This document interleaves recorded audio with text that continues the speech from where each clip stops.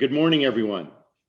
Today, it's my pleasure to welcome Professor Gwendolyn Mikell, Professor of Anthropology and Foreign Service, a distinguished member of our Georgetown community since 1976. Professor Mikell has paved the way for many faculty as the first African-American faculty member tenured on the main campus.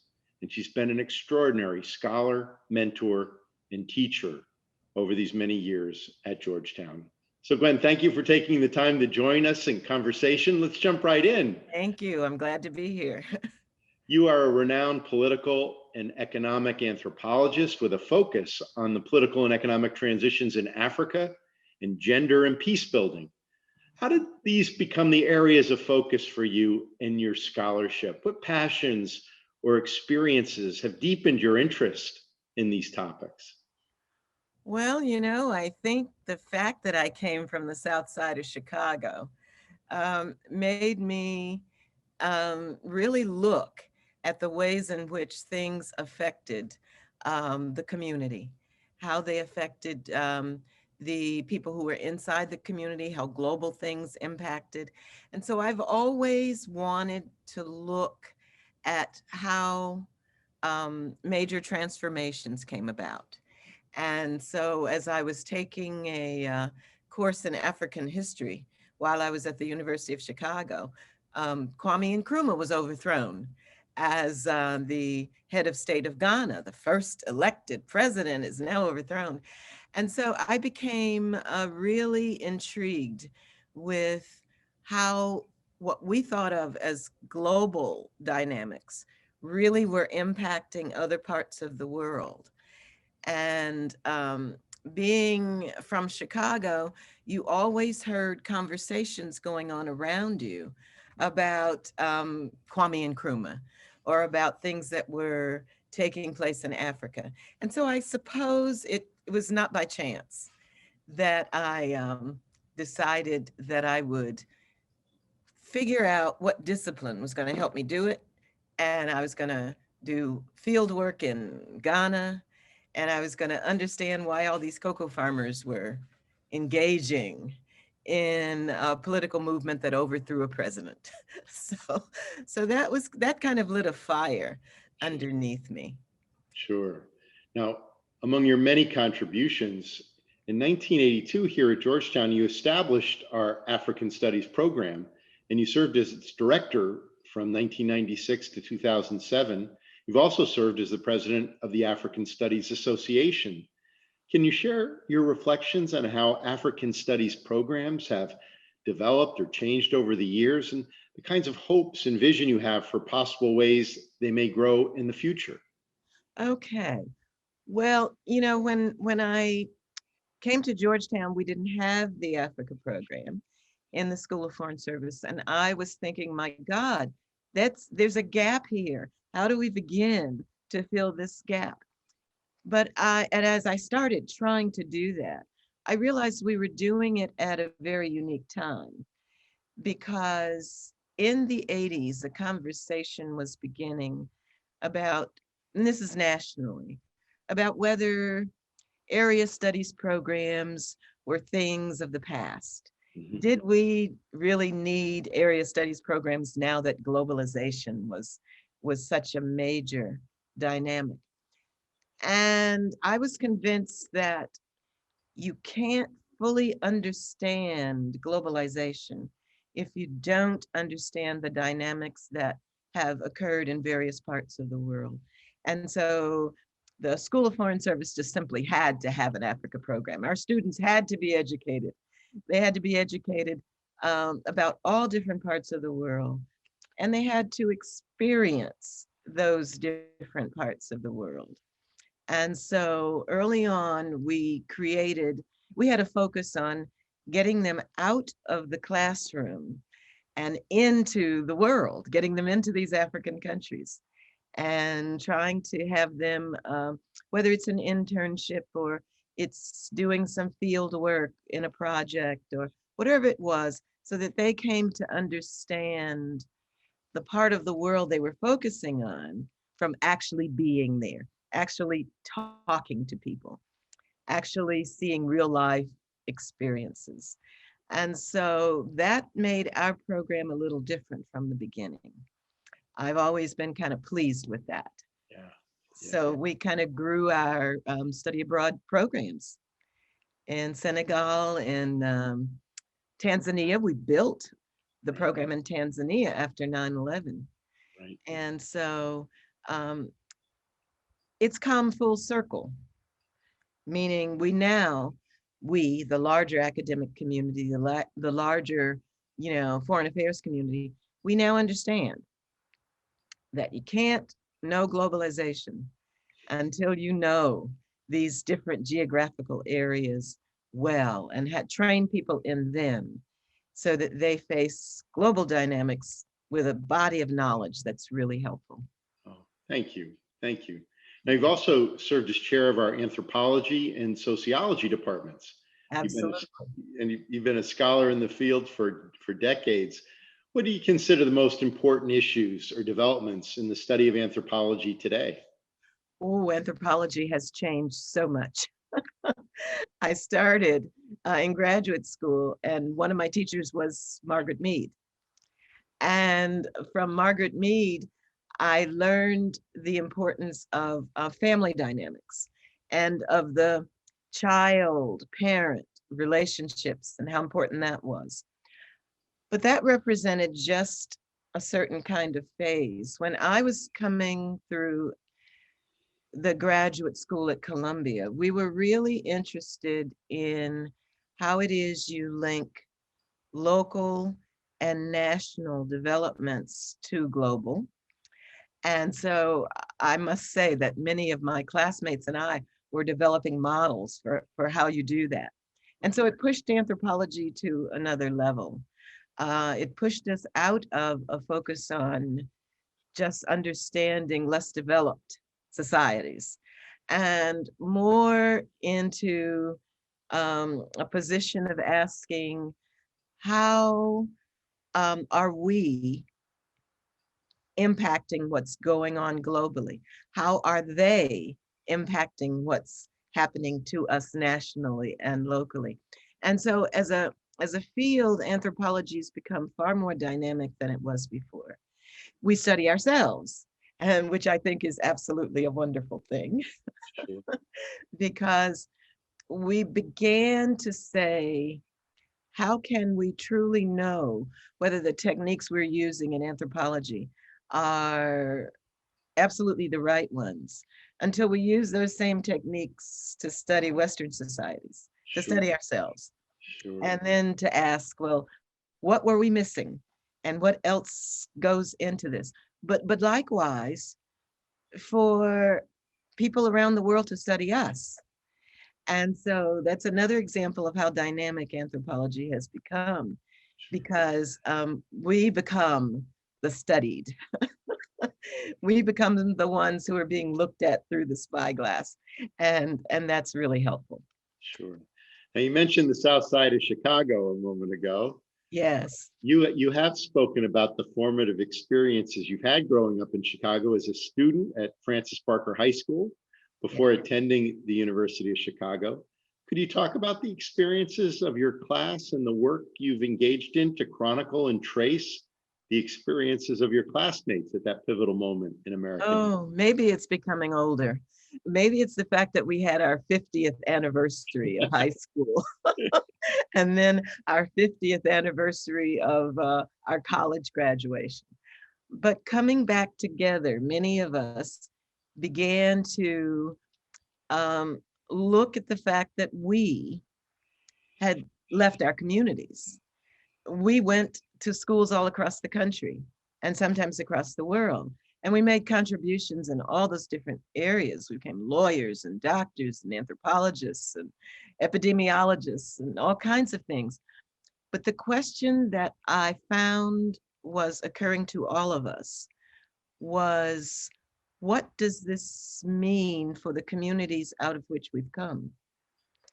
And what are ways that we can give back to those communities?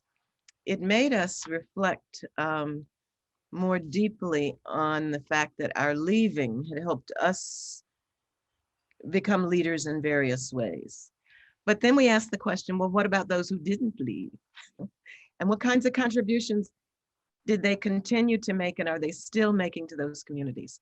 And so to some extent, it re-linked us back to some of those leaders in those communities, and began to, for us, began to trigger a whole set of thinking about how it is we relink. How do we share what we have and learn from what they have locally and what they have developed in terms of local leadership? How do we marry those two together? And that's a really productive exchange. And many of us are really delighted with that. Oh, that's beautiful. Thank you. Yes, yes. I think you see many of us continuing to work back in the communities from which we came, or maybe not from which we came, but communities like them in the parts of the country where we are Sure. located. And so that whole focus on how you share, how you learn from each other, local and national, how you share those experiences, very much a part of what we're doing. Oh, that's fantastic. Thank you. Thank you. Now, across your many years at Georgetown, you've helped us to become a more inclusive community and to advance our commitment to racial justice. And a few years ago, you served as co-chair of our racial justice working group, and the working group played an important role in establishing the foundation for our new Racial Justice Institute, which we just recently announced. Yes, yes. How can universities contribute to the work of racial justice? What are some of the challenges and opportunities? Oh, thank you for asking that particular question. Um, I think it is really important for a university to understand and to acknowledge that the diversity that we find within whatever country we are, in this case, within the United States, that diversity has to be reflected in institutions like Georgetown. I've always been proud of the fact that Georgetown was well aware of the need to make sure it was growing the diversity within its undergraduate student body, and now its graduate student body. I've always been pleased with that. But for Georgetown, it meant creating also an African American studies program as part of that, not just that recognition, but a part of that contribution of that body of knowledge to what students were learning within Georgetown. So I've been proud of that. But I must admit to being enormously proud when you established that working group. And when we responded to the kinds of dynamism that Georgetown students had displayed when they reacted to the sale of slaves. And it brought to the focus the importance that slavery had in the history of many institutions all across this country. Universities, definitely, many of them had that experience.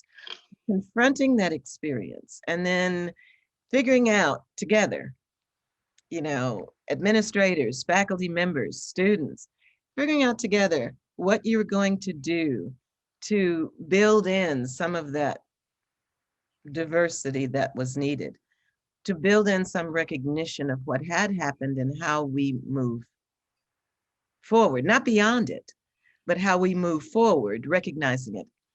That awareness, I think, was just fantastic. Our working group got to pick up some of the links that were already being established in other parts of the university. The development of the slavery memory and